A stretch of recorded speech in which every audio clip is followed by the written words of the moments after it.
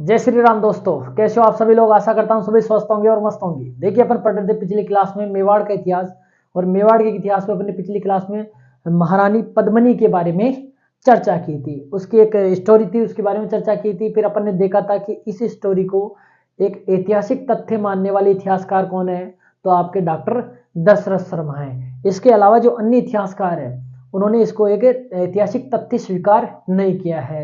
उदाहरण के तौर पर उन इतिहासकारों में कौन है, तो कवि सूर्यमल मिश्रण और गौरीशंकर हीराचंद ओझा के महत्वपूर्ण नाम आते हैं। समकालीन जो इतिहासकार है जैसे अबुल फजल ने भी अकबरनामे में इसको अपना स्थान दिया है, हाजी उद्दबीर ने भी इसको अपना स्थान दिया है, मोहम्मद कासिम फरिश्ता ने भी इस घटनाक्रम को अपनी बुक में स्थान दिया है। तो बहुत सारे ऐसे इतिहासकार हैं जिन्होंने घुमा फिराकर इस घटनाक्रम को अपने बुक्स में स्थान दिया है, लेकिन कुछ इतिहासकार ऐसे हैं जो इस घटनाक्रम को ऐतिहासिक तथ्य स्वीकार नहीं करते हैं। तो एक बार अपन उनके बारे में चर्चा करते हैं, फिर अपन बाद में देखेंगे कि किस प्रकार चित्तौड़ पर पुनः किसका अधिकार हो जाता है, सिसोदिया शाखा का अधिकार हो जाता है। तो पहले अपन जिस रानी पद्मिनी की चर्चा कर रहे थे,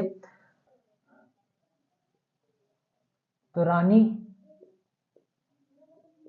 पद्मिनी, देखो इस रानी पद्मिनी की जो स्टोरी थी उस स्टोरी को बहुत सारे इतिहासकारों ने अपने बुक्स में स्थान दिया है। फॉर एग्जाम्पल के तौर पर मैं बताता हूँ, जैसे अबुल फजल समकालीन इतिहास का बाद के इतिहासकार जो कि अकबर के समय हुए, अबुल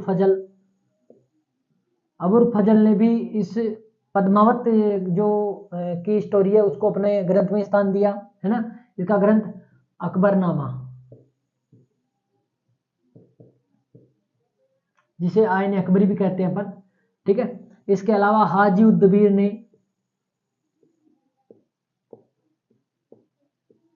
इसके अलावा मोहम्मद कासिम फरिश्ता,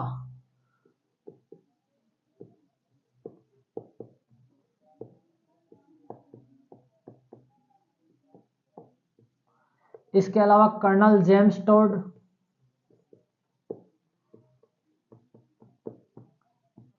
और मनुची या मनुकी जो नाम आता है, जो फ्रांसीसी यात्री थे।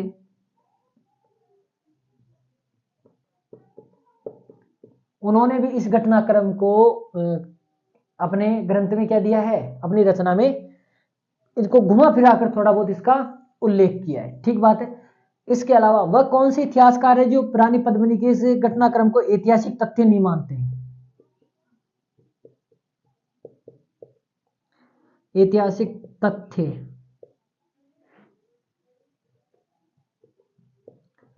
स्वीकार नहीं करते हैं, तो वो कौन से हैं, तो दो महत्वपूर्ण इतिहासकार है आपके, एक तो गौरीशंकर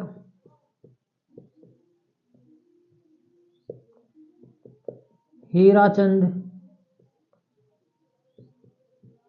ओझा, इसके अलावा कवि सूर्यमल मिश्रण।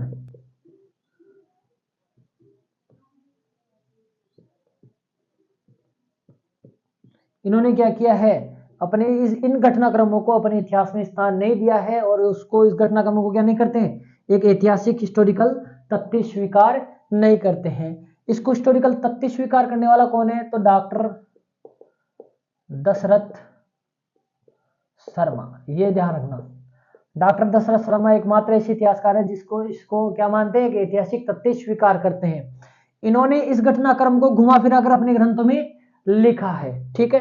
तो इस प्रकार जो पद्मावत ग्रंथ की जो स्टोरी है उस स्टोरी को अपने ग्रंथों में घुमा फिराकर लिखने वाला में तो कौन कौन है, तो अबुल फजल जिसने अकबरनामे, हाजी उद्दबीर ये भी अकबर के समय ही था, ठीक है। मोहम्मद बिन कासिम फरिश्ता ने भी अपनी रचना में इस घटनाक्रम को दिया है। कर्नल जेम्स टोड ने भी इस अपने ग्रंथ में इस घटनाक्रम को क्या दिया है, स्थान दिया है। और मनुची या मनुकी जिसका नाम है, जो फ्रांसीसी यात्री थे, उन्होंने भी इस घटनाक्रम को अपने ग्रंथ में लिखा है। ऐतिहासिक तथ्य स्वीकार नहीं करने वाले कौन कौन से हैं, तो गौरीशंकर हीराचंद ओझा और इसके अलावा कवि सूर्यमल मिश्रण। और इसको हिस्टोरिकल एक स्टोरी मानने वाले कौन है, तो डॉक्टर दशरथ शर्मा, ठीक बात है।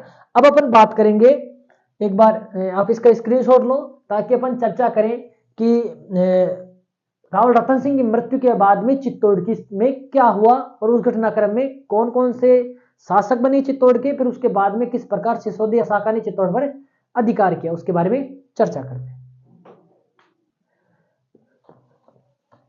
तो ये चीज आप अवश्य ध्यान रखें कि रानी पद्मिनी के इस कथानक को कौन से इतिहासकारों ने अपनी बुक्स में स्थान दिया और कौन से वो इतिहासकार है जिन्होंने इसको एक हिस्टोरिकल तथ्य नहीं स्वीकारा है और किसने इसको एक हिस्टोरिकल स्टोरी माना है, तो वो भी आपको ध्यान रखना है। अब बात करते हैं अपन चित्तौड़ की स्थिति। अब चूंकि आपको पता है चित्तौड़ पर अधिकार किसका हो गया था, तो जो चित्तौड़ था,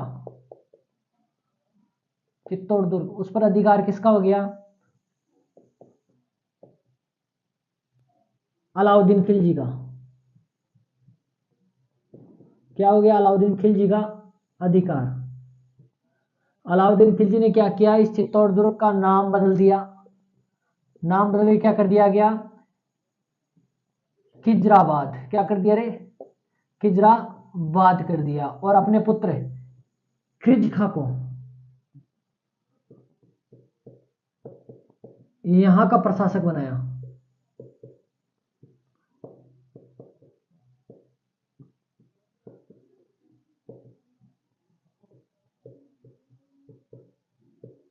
ठीक है, खिलजी खां को यहाँ का प्रशासक नियुक्त कर दिया। लेकिन खिलजी खां ने कुछ समय तक यहाँ का प्रशासन संभाला।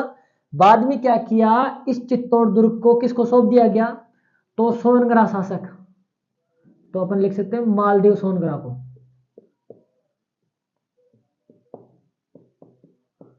जिसे मूछाला मालदेव भी कहते हैं। क्या कहते हैं, मूछाला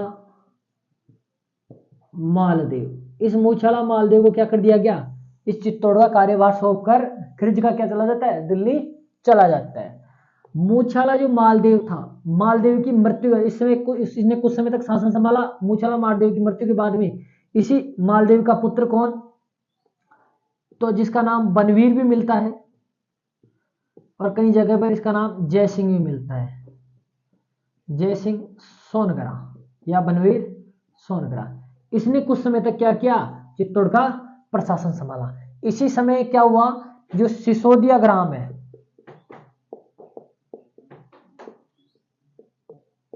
या जिसे सिसोदिया ठिकाना भी कह सकते हो, ग्राम या ठिकाना, वहां पर किसका, अब चूंकि अपन ने पढ़ा था चित्तौड़ दुर्ग का जब घेरा डाल रखा था किसने, अलाउद्दीन खिलजी ने, तो इस घेरे के समय इस चित्तौड़ की रक्षा करते हुए कौन, सिसोदिया ठिकाने के सरदार लक्ष्मण सिंह सिसोदिया अपने 7 पुत्रों के साथ क्या हो जाते हैं, शहीद हो जाते हैं। इन 7 पुत्रों में सबसे जो 7वां नंबर का पुत्र था, जिसका नाम था अरी सिंह। क्या नाम था, अरी सिंह। और इस अरी सिंह का एक पुत्र हुआ सिसोदिया ग्राम में, क्या नाम था उसका, तो हमीर। क्या नाम था रे, हमीर सिसोदिया। क्या नाम था, हमीर सिसोदिया। यानी मैं कह सकता हूं जो लक्ष्मण सिंह था,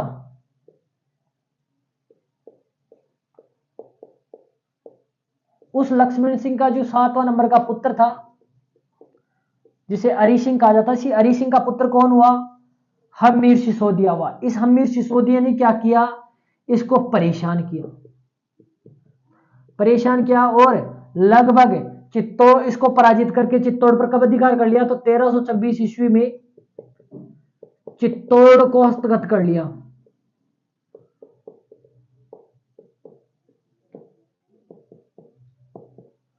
किसको पराजित करके, बेटा जी बनवीर, या इसको पराजित करके क्या कर लिया, हमीर सिसोदिया ने क्या कर लिया, 1326 ईस्वी में चित्तौड़ पर अधिकार कर लिया। ये आपको अवश्य ध्यान रखनी है, चित्तौड़ पर पुनः अधिकार हमीर देव सिसोदिया ने कब किया, तो 1326 ईस्वी में इस पर अधिकार किया। ठीक बात है, यह हमीर देव सिसोदिया अब क्या कहलाना, यानी अब 1326 ईस्वी में एक मेवाड़ में नए राजवंश की स्थापना हुई।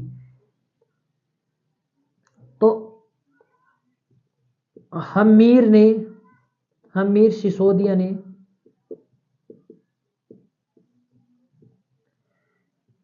चित्तौड़ में, या अपन कह सकते हैं मेवाड़ में,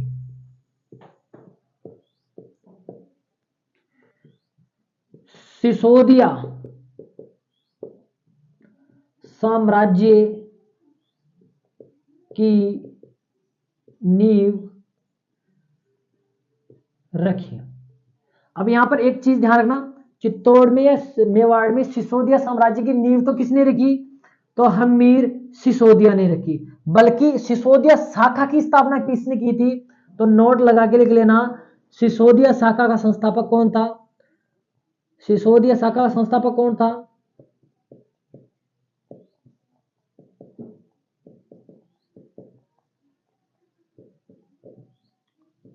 तो अपन ने पढ़ा था राहत। कौन था?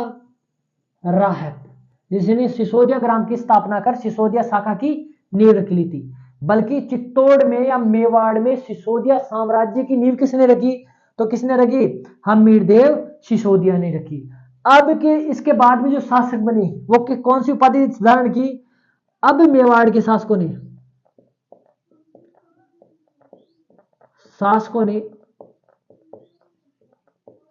कौन सी उपाधि? राणा या महाराणा की उपाधियां धारण की है।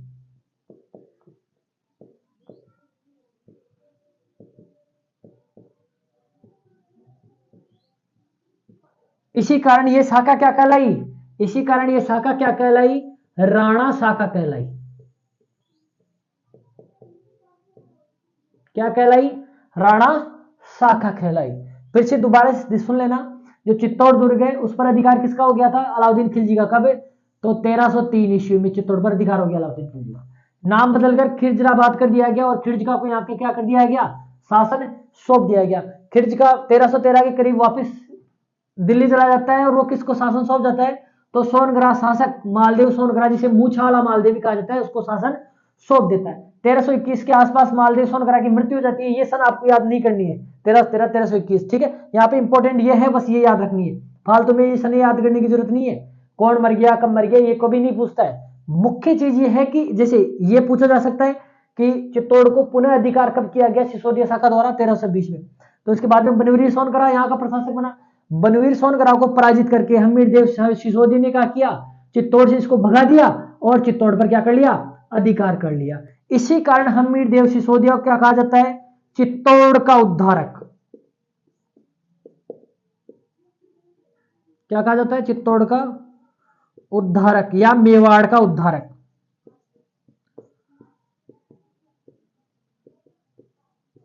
कहा जाता है। क्यों? क्योंकि इसने क्या किया? चित्तौड़ को, यहां से चित्तौड़ के जो दुश्मन थे उनको भगाकर क्या किया? चित्तौड़ को पुनः अधिकार करके चित्तौड़ में दोबारा अपने राजवंश की स्थापना की। इसी कारण इसको क्या कहा जाता है? उद्धारक कहा जाता है। कब अधिकार कर लिया? तो ध्यान रखना, 1326 में कर लिया और चित्तौड़ में एक नए राजवंश की स्थापना की जिसे सिसोदिया राजवंश कहते हैं। इससे पहले कौन सा राजवंश था? तो आपको पता है, इससे पहले जैसे रावल शाखा शासन कर रही थी, जो भी किससे संबंधित थी? गुहिल वंश से संबंधित थी। किस वंश की थी भाई? गुहिल वंश की। कौन सी शाखा? रावल शाखा का शासन कर रही थी। अब नई शाखा राणा शाखा जो किस वंश से संबंधित? सिसोदिया राजवंश से संबंधित थी। वो भी किसी का भाग है? गुहिल वंश का ही पार्ट है। ठीक है, उसको क्या कर दिया? इसकी नींव रखी। और सिसोदिया शाखा के संस्थापक कौन थे? राहत। लेकिन सिसोदिया वंश या साम्राज्य की नींव किसने रखी? हमीर ने। अब मेवाड़ के शासक कौन सी उपाधि धारण करने लगे? राणा और महाराणा की उपाधियां धारण करने लगे। अब अपन चर्चा करेंगे किसके बारे में? राणा महाराणा हमीर के बारे में, जिसे हमीर सिसोदिया भी कहते हैं, उसके बारे में अपन चर्चा करेंगे। एक बार आप इसका स्क्रीनशॉट लो ताकि अपन आगे चर्चा करें। तो इस प्रकार पुणे चित्तौड़ पर किसका अधिकार हो गया? सिसोदिया शाखा का अधिकार हो गया। कब हुआ? 1326 में। अब शासक कौन है चित्तौड़ का? तो राणा हमीर। कौन है? राणा हमीर। ध्यान रखना, एक हमीर देव चौहान भी है, वो चौहान वंश का है। ये गुहिल वंश का शासक है। गुहिल में भी किस वंश का? तो ध्यान रखना, सिसोदिया वंश का। और कौन सी शाखा का? राणा शाखा का। तो अब कौन आएगा? हमीर देव चौहान, सॉरी राणा हमीर। इसने कब से कब तक शासन किया चित्तौड़ पर? तो 1326 में इसने चित्तौड़ को जीता और 1364 तक इसने क्या किया? शासन किया। ठीक बात है। राणा हमीर के पिता तो अपन ने, मैंने बता दिया, अरी सिंह। दादा कौन? लक्ष्मण सिंह। कौन सा लक्ष्मण सिंह? जो अलाउद्दीन खिलजी के आक्रमण के समय चित्तौड़ की रक्षा करते हुए अपने 7 पुत्रों के सहित मारा गया था। ठीक बात है, वो चीज ध्यान रखना आप अवश्य। ठीक है, पिता हरि सिंह, माता उर्मिला। माता कौन है? उर्मिला।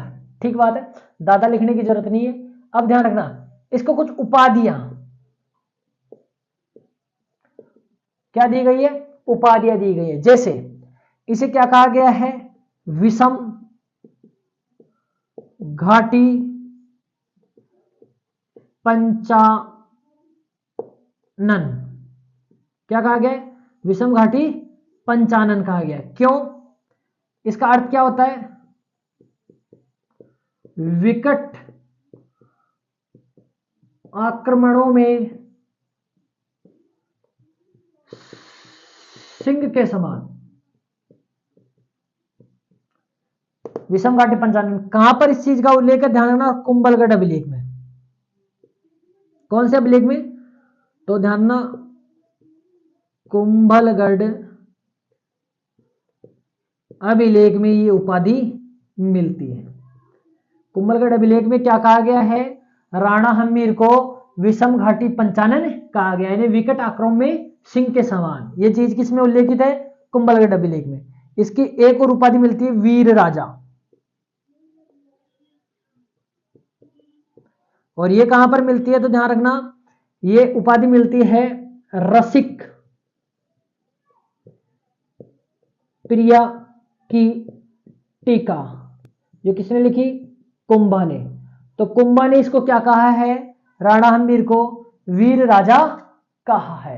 ये दो चीज आपको ध्यान रखनी है। कौन कौन सी? एक तो विषम घाटी पंचानन, यानी विकट आक्रमणों में सिंह के समान, किसमें दिया रखा है? कुंभलगढ़ अभिलेख में। कुंभलगढ़ अभिलेख की जो चौथी शिला है उसमें लिखा हुआ है। और वीर राजा की उपाधि रसिक प्रिया की टीका में किसने दी है? कुंभा ने दी है। इसके अलावा इसे क्या कहा जाता है? मेवाड़ का उद्धारक। इतिहासकार इसे क्या कहते हैं? मेवाड़ का उद्धारक कहते हैं। क्या कहते हैं? मेवाड़ का उद्धारक कहते हैं। क्यों? क्या कारण है? तो इसका कारण है क्योंकि इन्होंने क्या किया? मेवाड़ से अलाउद्दीन खिलजी की जो प्रशासक नियुक्त किए गए थे, जैसे बनवीर सोनगरा हो गया, मालदेव मूछावाड़ हो गया, उनको भगाकर क्या किया इसने? मेवाड़ को पुनः क्या कर लिया? अधिकार कर लिया। इसलिए इसको मेवाड़ का उद्धारक कहा जाता है। तो ध्यान रखना, विषम घाटी पंचानन किसे कहा गया है? वीर राजा किसे कहा गया है? मेवाड़ का उद्धारक किसे कहा गया है? ठीक बात है। अब दो तीन चीज और ध्यान रखनी है आपको। क्या? इन्होंने ईडर के राजा, इसकी कुछ उपलब्धियां हैं राजनीतिक, चित्तौड़ पर अधिकार करना। ठीक बात है। कब? 1326 में चित्तौड़ पर अधिकार। दूसरी राजनीतिक उपाधि, राजनीतिक अचीवमेंट क्या है? Political achievement. तो इन्होंने ईडर के राजा जेतकरण को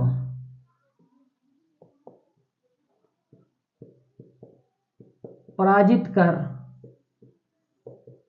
मार डाला। ठीक है।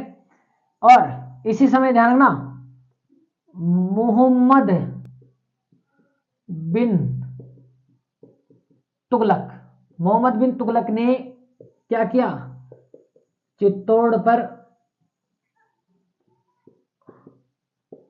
आक्रमण किया। कब? 1336 ईस्वी में। तो राणा हमीर ने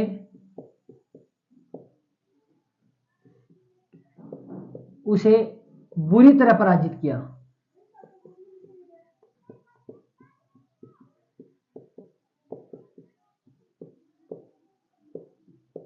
ठीक है।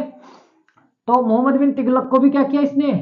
पराजित किया। कब? 1336 ईस्वी में। ठीक है। इसके अलावा ध्यान रखना, इन्होंने चित्तौड़ में एक मंदिर का निर्माण करवाया। चित्तौड़ में बरवड़ी माता का मंदिर।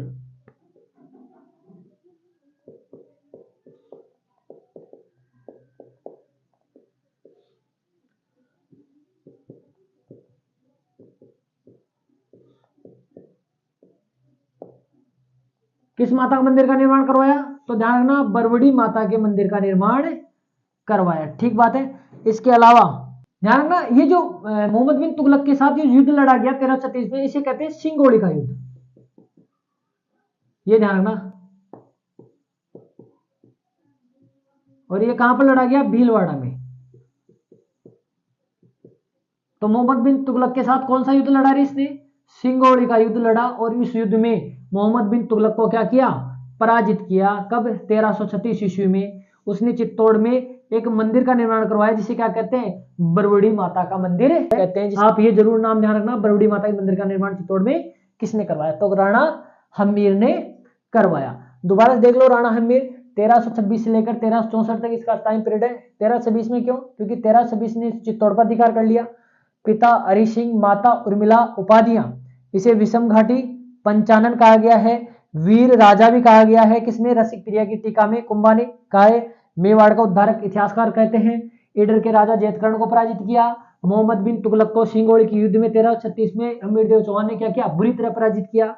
और चित्तौड़ में क्या करवाया? एक बरवड़ी माता के मंदिर का निर्माण करवाया। और छोटे मोटे अपने आसपास के शासकों को भी इसने क्या किया? पराजित करके चित्तौड़ में अपना दबदबा वापिस स्थापित किया। इसके बाद में इसी का पुत्र क्षेत्र सिंह, जिसे राणा खेता भी कहते हैं, वो क्या बनता है? मेवाड़ का शासक बनता है। बाकी अपन आगे की चर्चा अगली क्लास में करेंगे। तब तक के लिए जय श्री राम, खमा।